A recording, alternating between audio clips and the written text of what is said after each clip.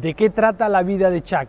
La última película de Mike Flanagan, que nos ha entregado una película que es un poco inclasificable en el tema de la trama, porque creo que se centra mucho en lo emotivo. Es una película que va directamente a los sentidos, no es una película de terror como ha hecho el director, una obra centrada en la figura, en el personaje que hace Tom Hiddleston, y creo que se disfruta mucho más si no ves el tráiler de la película, si tú entras en la sala sin saber prácticamente nada, como yo creo que debería ser el caso, para no estropearte de qué va verdaderamente la película, ¿no? Porque creo que cuanto menos sabes de la película y cuanto más incógnita te plantea la película, pues más estás disfrutando como espectador. No es una película de terror, pero sí roza mucho la ciencia ficción, también puede ser un poquito el thriller, y sobre todo la primera parte, pues digamos, pues te hace plantearte más incógnita que respuesta, ¿no? Y creo que es un gran arranque para esta gran película.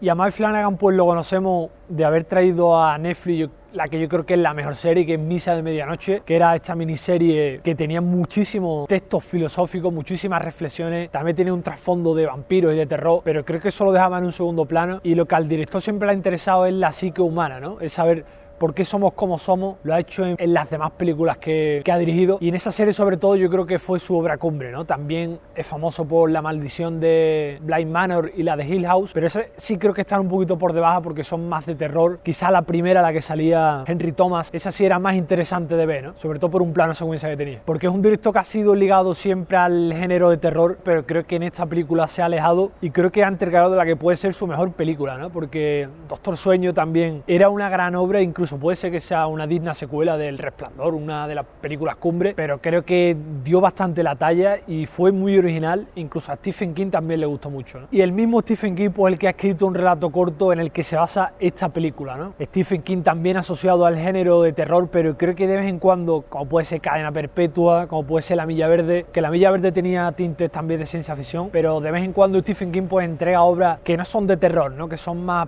potentes visualmente y sobre todo que explotan mucho la imaginación tanto del que escribe como del que la lee, ¿no? Y el director Stephen King pues ya han colaborado, como ya hemos dicho, en Doctor Sueño, pero creo que aquí hacen un tándem muy interesante, porque la parte de terror que puede ser esta parte de la azotea, ¿no? De que es la parte prohibida, pues esa sí puede ser la parte más Stephen King, pero creo que el resto de lo que es la vida en sí, lo que es la muerte también, de la asistencia del cosmos, yo creo que toda esa parte le gusta mucho a Mike Flanagan, y creo que es ahí donde está el punto fuerte de la película, ¿no? Porque es una trama que es difícil hablar de ella sin hacer spoiler, pero creo que gran parte del mensaje se entiende al final de la película, ¿no? Porque es una obra que quizá no se parezca a muchas otras películas, porque creo que el secreto de la película está en el propio título, ¿no?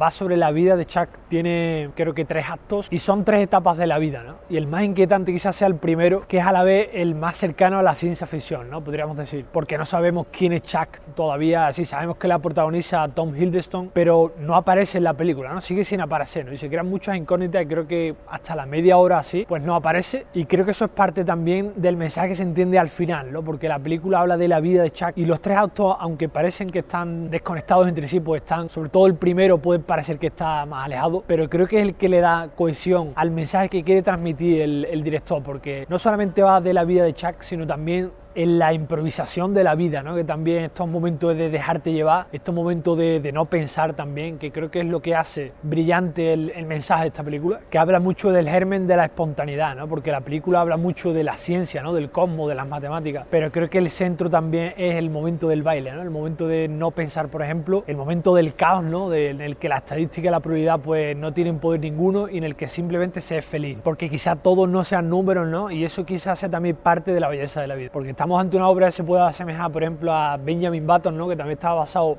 en un relato corto de Scott Fitzgerald, que curiosamente también lo encarnaba Tom Hiddleston en Medianoche en París de Woody Allen. Destaca sobre todo por la humanidad que tiene la película y por ser más sencilla de lo que en realidad aparenta ser, ¿no? Porque uno, al ver tantos datos de matemática, de ciencia, de cosmos, ¿no? Pues quizás se puede abrumar, pero creo que la película habla de cosas mucho más sencillas, habla sobre todo de esas personas también que se dejan llevar por las noticias, que casi siempre son malas, ¿no? Por esta espiral de pesimismo, de negatividad, y sin embargo otras personas pues consiguen sobrellevarlo, consiguen dejarse llevar y suelen ser siempre las más felices, ¿no? Y quizá la sugestión de ver algo malo siempre, o una premonición de algo malo, pues ya te condiciona prácticamente a sufrirlo, ¿no? Porque el protagonista, digamos, está en medio entre lo que es la lógica, porque es un contable, ¿no? Y lo que es el arte, porque ha sido bailarín y le gusta bailar, ¿no? Y digamos que esa es la gracia quizá de dejarte llevar, ¿no? De dejarte llevar por lo que en realidad quieres, ¿no?